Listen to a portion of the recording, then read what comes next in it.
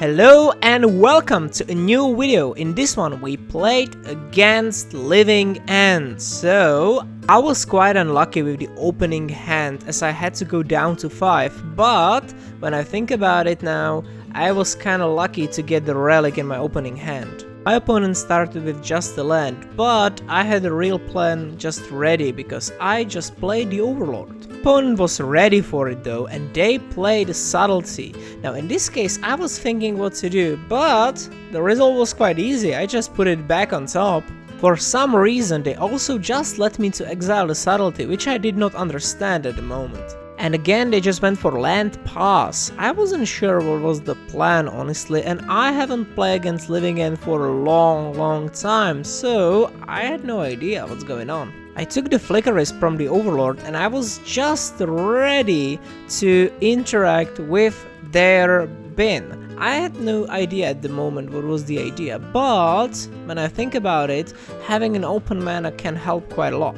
Once they played the whale, I knew what was going on, and my cautious play really paid off because they actually went for the play of the Shardless Agent, which basically meant that I would just activate the relic to exile the whole bin.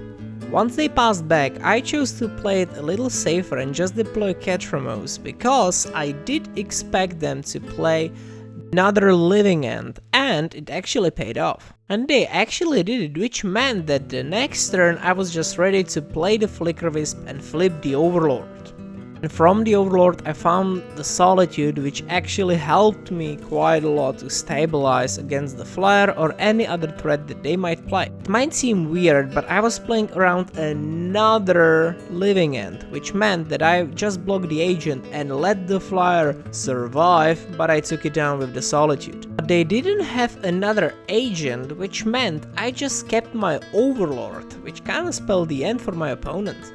I also continued attacking their graveyard, that's why I played the Emperor of Bone. My opponent was choking on white mana. They finally found it for the Ardent Plea potentially, but it was in the form of a tapped mana, so no potential threat this turn at least. And apparently that was enough for game number 1. Let's go to sideboards. I basically cut on Fatal Pushes because they did nothing and added Deafening Silence, which I still had in the build, and also Elish Norn. The opening hand for game 2 was solid. Double Thoughtseize, Thalia, Flicker Wisp, Solitude, all you can ask for basically. I was thinking about taking the subtlety, but in the end the Ardent Plea is the card they need, so I chose to take that. Opponent was just continuing to set up, but I was ready with another Thoughtseize and also 2 Solitudes. Basically I had all I needed. The main idea was to deploy Thalia and then Flicker Wisp and just start chain exiling lands from my opponent.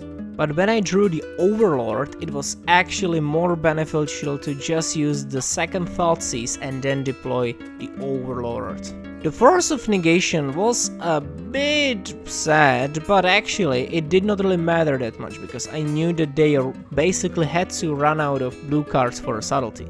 The preemptive Solitude was not necessary as it turned out, but I preferred to be safe than sorry. I had such overwhelming board presence that I knew my opponent could do basically nothing. Even if they were to resolve Living End, I would just kill them with my graveyard. And honestly, my opponent came to the same conclusion, so they just scooped. And that was it.